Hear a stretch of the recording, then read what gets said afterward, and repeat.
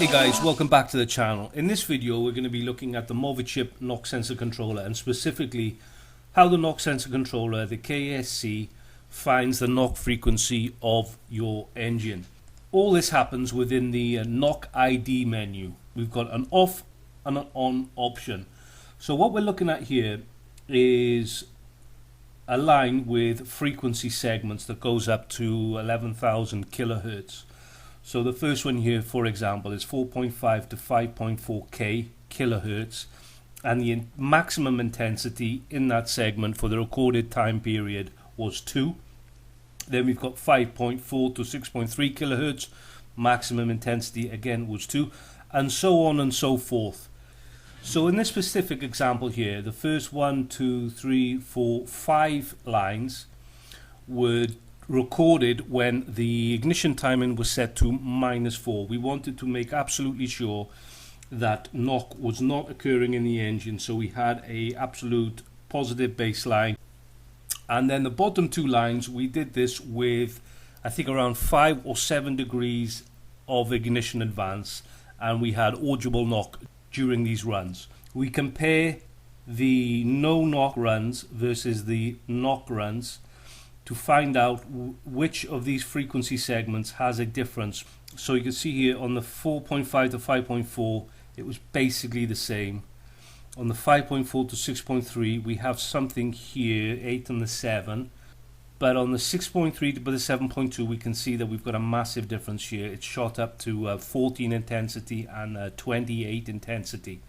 So we can see that it sort of ramps up around 6.3, 7.2, and then we're getting a little bit extra here. So the knock frequency as detected by the knock sensor controller, the MoviChip KSC, on this specific engine and this specific setup is in the 6.3 to 7.2 segment. What we'll do now, basically when I filmed this screenshot video here, I was on the road doing the testing, so I'm just going to roll this video along here a little bit so you can hear what I was saying. So now I'm going to put it back to 0 timing, and we'll go around So basically I said I was going to put it back to 0 ignition timing, and we're going to do another 1 or 2 runs just to confirm that this peak disappears when we have no engine knock coming from the engine. So we confirm that the first run has just happened, we're not having any knock. So we can see that the values have gone back down to what they, well, more or less what they were before. 4.5 to 5.4 again, this has not been affected. The 5.4 to 6.3, it's gone back to the numbers that we were getting earlier. And the 6.3 to 7.2 has gone to 4, which is generally around what we were getting before, and in any case not what we were getting when we could hear engine knock, 14 or 28. And for the 7.2 and the 8.1 we are getting 3, which is more or less what we were getting before when the ignition timing was retarded, and in any case lower than what it was when the ignition was advanced. So really when we see these numbers returning to what they were, we can confirm that the numbers were not erroring us before. And we'll do one more run, and we can see we're getting 3 again, 2 again, we've got 7 again, which is a little bit higher than what it was before, but still within, you know, it's within 3. This one is down to 3.3 and 4. So again we can see as we retard the ignition timing, the intensity of them generally comes down, but you know, most noticeably in the 6.3 to 7.2 range. So that is it, guys. This is how we identify the knock frequency of an engine with a MoviChip Knock Sensor Controller.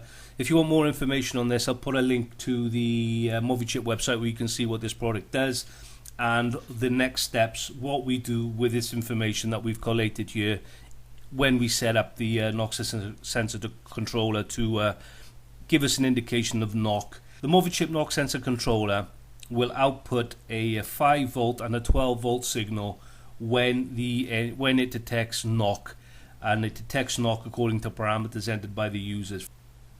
So that's the video, guys. Like I said, if you want to keep up to date or the latest developments on this knock sensor controller is currently under development. I expect we'll be shipping the first units within the next 3 to 4 weeks. If you want to do a pre-order, again, link in the video description. If you want more information on it, how it works, the other features that it's got, again, link in the video description. Visit the MoviChip website. You can subscribe to our newsletter there, so as and when we get developments on the products, you'll get an email from us. So that's it for now. Thanks for watching. Subscribe to the channel, subscribe to our newsletter on the MoviChip website, and I'll see you again next time.